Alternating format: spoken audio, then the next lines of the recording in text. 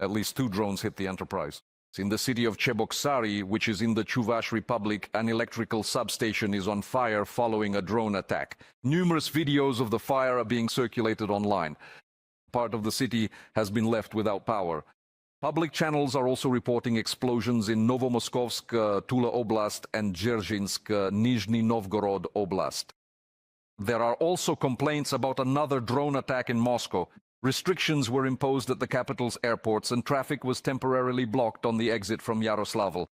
Mr. Serhiy, we still have a few minutes to analyze the dynamics of drone and missile drone strikes on Russian territory. Please go ahead.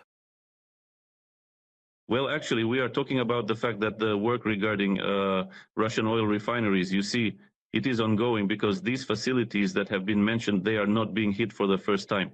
Again, the accuracy is just superb because equipment is being destroyed that is extremely difficult for the Russians to restore. And you see, it seems to me that the second wave of fuel shortages for the Russian occupiers, civilians, and they are all Russian occupiers, it arrived for them, you know, so unexpectedly, because it can be felt in those panic-stricken, anxious moods that Russians have today. As for the substation, let's add some small power outages in the capital of the Moscow Ulus itself for now. I think this is precisely the response to that very freezing that is being promised to us by the Ministry of Shame of the Russian Federation, known in the civilian world as the Ministry of Defense of Russia. And actually, our response is that you still need to survive until autumn and not freeze. So these are the actions that, if they don't stop the Russian Federation just yet, at least they are a worthy response to the fact that Russia continues to bomb and attack our energy infrastructure facilities today. You know, this is, excuse me, a marathon race. Perhaps it's an imperfect comparison, but in this race, we have to calculate our resources in order to both reach the finish line and outplay the Russian Federation. For them, this will be painful. I will repeat the well-known thesis once again. The country of generators will defeat the country of degenerates. Actually, this is about Ukraine and the Russian Federation. And of course, we see that this work of the defense forces is continuing. It is not going unnoticed. And they say there is more to come. I really hope so. Mr. Serhiy, and since we still have time, I cannot help but draw attention to these certain changes that have appeared in the Air Force reports. In particular, today after 3 p.m., enemy loitering munitions called banderol began to appear. And this concerned the Kyiv and Zhytomyr regions. These changes, how do they affect the residents of the Zhytomyr and Kyiv regions, respectively? At the very least, what should they be prepared for? Well, as always, you need to go to a shelter. This is the most important thing because an air raid alert is currently sounding in the south as well, in particular, and the enemy has just launched several jet-powered drones. Just a few minutes ago, the guys left for their positions. The unit is working, and we are also trying to work out new tactics because the risks and challenges, as you can see, with jet-powered drones, with banderol munitions, they are in many ways new to us today, and we have to respond. As for civilians, first of all, you need to go to a shelter. That is the most important thing. You need to take care of yourself because you need to be safe. It is important.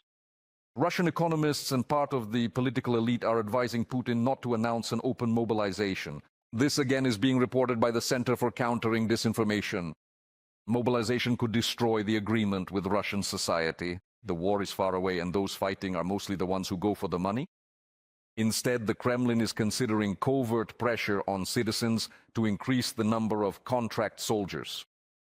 Mr. Andriy, this aspect of whether to conduct mobilization or not, or that only those who go for the money are fighting, it seems that both Putin himself and many in the Kremlin are already moving away from this thesis. This is purely my observation. I could be wrong. If I am wrong, correct me. That they are increasingly pushing narratives to their public that supposedly this is what we are fighting against the whole world, or rather the whole world is fighting against Russia, or are they still holding the positions they started from? Here we need to make a distinction. Indeed, Putin himself, his inner circle, that is Kirienko, General Gerasimov, representatives of Russia's special services such as the SVR, the GRU of the Russian Federation, and the FSB are advocating for mobilization and for restricting the internet, respectively. But the economic bloc, Nabulina and the rest, whose key task is to ensure the viability of the Russian economy, under all of Putin's military whims, say that the longer it goes on, the worse it gets. And accordingly, the economy is already in stagnation. Mobilization could destroy this social contract that exists, and thus worsen the level of trust directly in the Moscow leadership, which could again influence the outflow of people from Russia. They speak in numbers. Putin speaks in political slogans. Putin is not planning to end the war next year either. At the very least, he plans to try to advance where he can until the end of 2027, and for that he needs to recruit people. And the economy, as he believes, must adapt to his demands.